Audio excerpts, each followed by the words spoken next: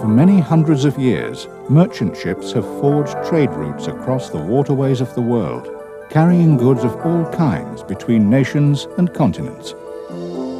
Wherever a ship sails in the world, it is the duty of her master and senior officers to safeguard the cargo she carries. The rules that govern the shipping of cargo are like a board game. Each move you make can affect the successful delivery of your cargo. The object of the game is to keep claims made against ship owners to a minimum. Knowing the rules will help you win the claim game.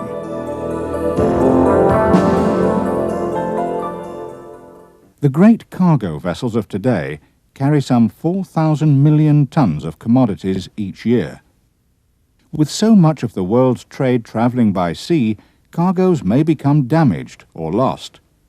The great sums invested in these large cargoes mean that when damage or loss occurs, the question of liability is often hard fought and difficult to resolve.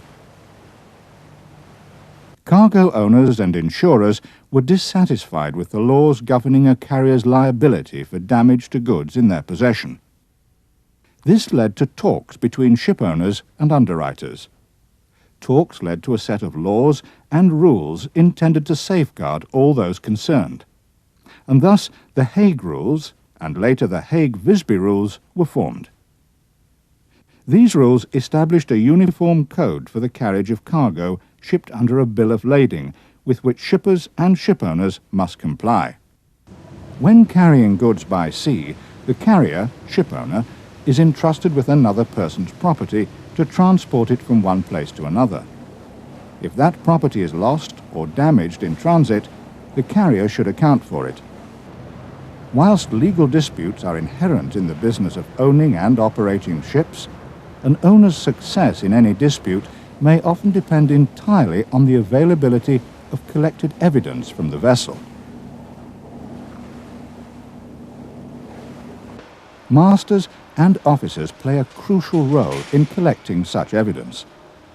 A systematic approach in collecting evidence is more likely to result in a favourable outcome to a dispute. An important player in this game is the master. He is responsible for the safety of the vessel and her crew.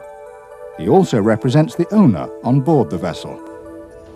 His responsibility extends also to the safety of his cargo throughout loading, discharge, and the voyage.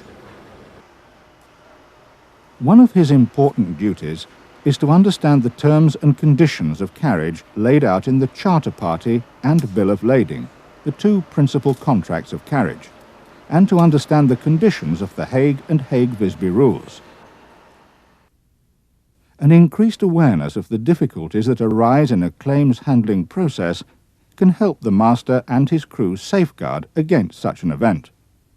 A knowledge of the type of evidence that may help to defend a claim may also help the crew avoid errors in handling or enable them to collect evidence to safeguard against a later claim. The four main playing areas in relation to the carriage of goods are the ship, the cargo, the contract, and the voyage. The first provisions of the Hague and Hague-Visby rules concern the ship.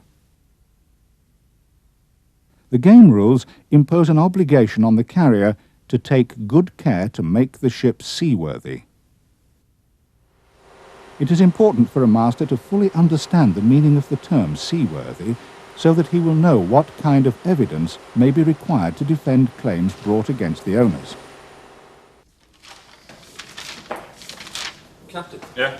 I've got a problem with the number 5 piston. A seaworthy cargo ship is one which can take her cargo to sea without risk of danger and damage to either the ship or the cargo arising from the ordinary marine environment or the failure of the ship itself.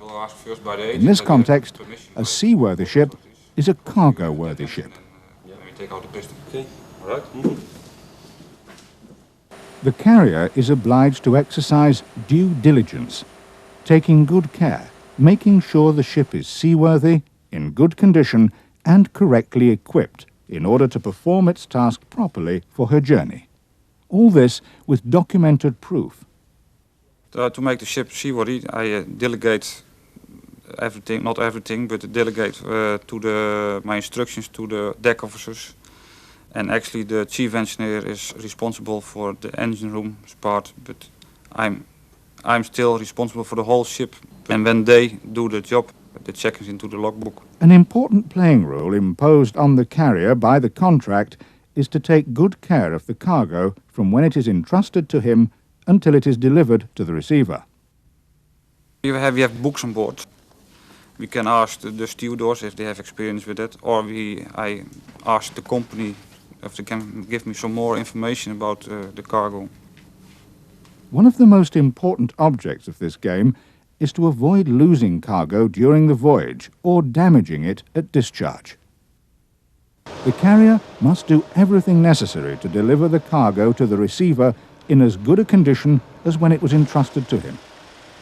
The master must ensure that all cargo handling operations are performed properly and carefully. Once the cargo is loaded and stowed, he must maintain its condition, ensuring it is properly cared for and kept. Okay, nou hier hebben we een stuwbal. Now the first thing you discuss with the chief mate how we want to stow the cargo, because the chief mate and the captain has the most experience on board of the ship. You ask to make the chief mate and the second mate to make a stow plan. The owners will fax it to the stevedores. We come into the port, discuss with the stevedores, and we start loading. And if there are any problems arising, we can phone with the owners. And you're doubtful about the weather, you ask, can we continue loading or discharging with rain, or we have to stop with heavy rain, of course, but with small rain, can we continue? Then I can phone the owners and ask them what they want to do. We lash the cargo if it's partly loaded for one port and we go to the other port. We can lash the cargo with steel wires, nylon belts, or with bulkheads on our ships. Care and attention should be paid to cargoes that require ventilation and temperature monitoring. Condensation, cargo and ship sweat, can cause damage, and ventilation may be possible, or it may not. Temperature must be monitored on a regular basis. All noted conditions must be recorded in the log. We put everything in the logbook. During loading, during the voyage, daily in the logbook about the hull temperatures, the weather conditions, the seawater temperature, air temperature, it's raining or it's pitching, rolling of the ship, and during discharging it goes also in the logbook. We keep records. Then you're stronger if there are coming any damages to the cargo. Roma radio. If something happened with the cargo, I contact first with the owners what I have to do, so that if we come in discharging port, that for example, that a P&I club to come to assist. An important requirement of the game is that both the carrier and shipper should keep records of the quality and condition of the cargo carried by a ship. The mate's receipt and the bill of lading are the two documents which carry this information. This information is then recorded onto the bill of lading and becomes a record of the quantity of cargo and its apparent order and condition at the time the cargo was entrusted to the carrier. Without having seen the cargo, prospective buyers often decide to purchase goods on the basis of the description in the bill of lading. If bills of lading are issued which inaccurately describe the cargo, the consequences can be extremely costly for the carrier. Therefore, it is essential that all the information on the face of the bill of lading is checked carefully.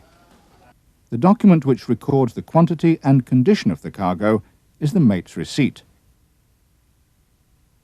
The carrier will be unable to avoid liabilities which arise as a result of a failure to record information from this receipt onto the bill of lading. The bill of lading will usually incorporate the Hague or the Hague-Visby rules. Two of the most important obligations under the rules are firstly that due diligence will be exercised at the commencement of the voyage to make the ship seaworthy, and secondly that proper care will be taken of the cargo at all material times. The bill of lading is usually a contract between the owners of the cargo and the ship owners. But the ship owners will often have other contracts in the form of time charter parties or voyage charter parties, and those charter parties may impose different or even inconsistent obligations with regard to the care of the cargo than the bill of lading. In the event of a problem or a conflict between the bill of lading and the charter party, the master should obviously seek assistance. Ik wilde wat op de bill of lading zetten of op de meterships, maar dat weigeren ze hier. Ja. Nou, we gaan geen schone conditionementen afgeven. The master should not sign or issue any bill of lading which contains any inaccurate information. If the bill of lading does contain wrong information, the ship owner will generally be held liable, and general qualifying words such as quality and condition unknown will not help if the master has had the opportunity to check the cargo for himself. If in doubt as to what should go into the bill, the master should seek assistance. Daar, kapitein. The ship owner, as carrier, may have to rely on such documents to demonstrate the condition and quantity of the cargo at the time it was entrusted to him and defend any claim for loss and damage. Having provided a seaworthy vessel and with her cargo on board, the carrier must perform the voyage dictated by the contract of carriage. The game rules deem that the carrier is obliged to carry the cargo directly to its destination. Any deviation from the agreed, direct or customary route will generally constitute a breach of the contract of carriage. The carrier may deviate if there is real or immediate danger for the purpose of protecting and preserving the cargo.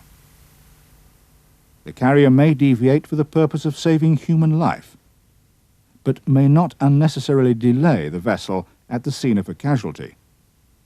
The master can also deviate if the ship breaks down. The deviation may be necessary to effect repairs, but the master has an ongoing duty to take care of the cargo. The game rules, which will usually be incorporated into the contract of carriage, excuse deviations for the purpose of saving life and or property, or for any other reasonable purpose. The ship owner will be held liable for any loss or damage caused by unreasonable deviation, and will also lose insurance protection. The carrier should ensure that the vessel proceeds swiftly to her destination.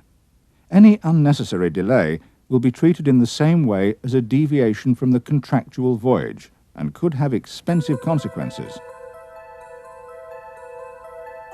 The main objective of the Hague and Hague-Visby rules is to ensure that the cargo arrives in the same condition that it left in. The condition of the cargo should not have deteriorated whilst it was in the care and custody of the carrier. The Hague and Hague-Visby rules recognise the possibility that for reasons beyond their control, a carrier may fail to meet that obligation. In such cases, the Hague and Hague-Visby rules may protect the carrier from liability for failing to deliver the cargo in like good order and condition. Before relying on these conditions, all obligations under the Hague and Hague-Visby rules must have been fulfilled. The carrier must demonstrate that the ship is seaworthy and that the cargo has been properly kept and cared for. Failure to do this makes it difficult to be able to rely on these exceptions in the rules. A master and his officers can help bring together the sort of evidence that is vital in the defence of a claim for liability for damaged cargo. Such was the case when a bulk carrier was on her way from the west coast of the United States to India, carrying almost a full load of wheat. 2 days into the voyage, they hit bad weather, with winds of force 11 to 12. So I make a decision to deviate from my course to avoid more or to avoid damage to the cargo. This deviation I put in the logbook, and we start making with a camcorder on board a movie about the bad weather, about the rolling of the ship, the pitching, and about the height of the waves. At discharge, it was discovered that there had been an entry of water through the hatch covers, which had seriously damaged the cargo. The problems were later compounded when wet and sound grain were mixed, causing further damage. A total of nearly 8,000 metric tons was affected. The charterers were initially held liable to the cargo receivers for the cargo damage under the bill of lading. They then sought an indemnity from the owners under the charter party. That dispute was referred to London arbitration. Owners attempted to rely on the perils of the sea defence under the Hague rules, but the charterers argued that owners had not exercised due diligence to make the ship seaworthy at the commencement of the voyage. In particular, they maintained that reasonable care had not been taken to maintain the hatch covers. Before the owners could invoke the perils of the sea as a defence, they had to demonstrate that they had exercised due diligence to make the vessel seaworthy prior to the voyage based on the weather to be expected. Prior to sailing, the ship was in dry dock. We did some general repairs and also some repairs on the hatch combing. And after the repair on the hatch combing, we had inspection from surveyors. And they gave also a certificate that they were satisfied about the repairing of the hatches. After that, we did the hose test. The surveyor was into the hold and he looked with his flashlight and there was no leakages at all. So all hatches were watertight. 3 reports from independent surveyors who examined the hatch covers at the discharge port confirmed their good order, but reported that there was saltwater damage to all the cargo.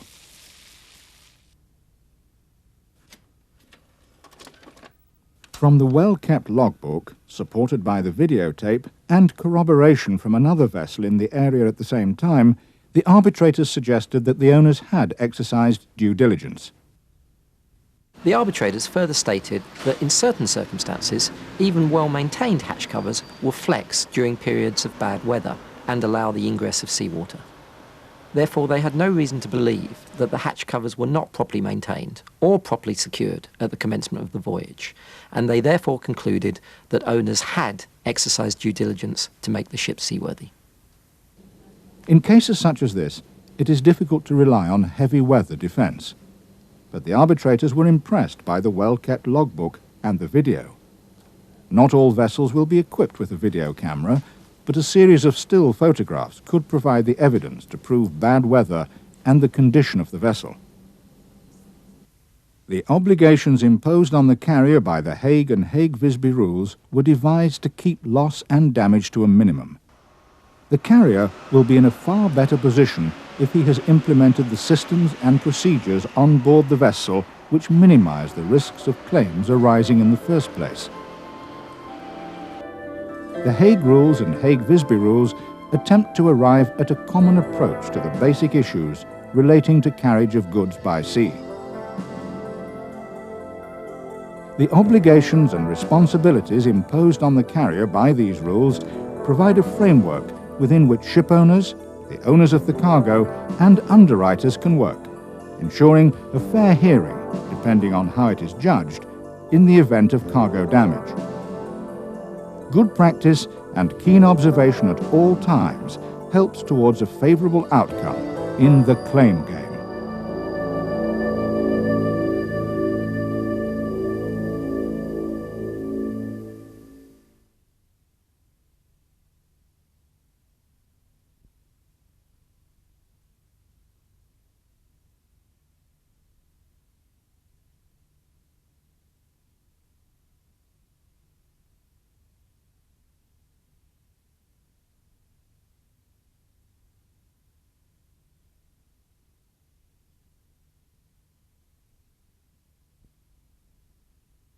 A booklet accompanies this video which acts as a useful reference.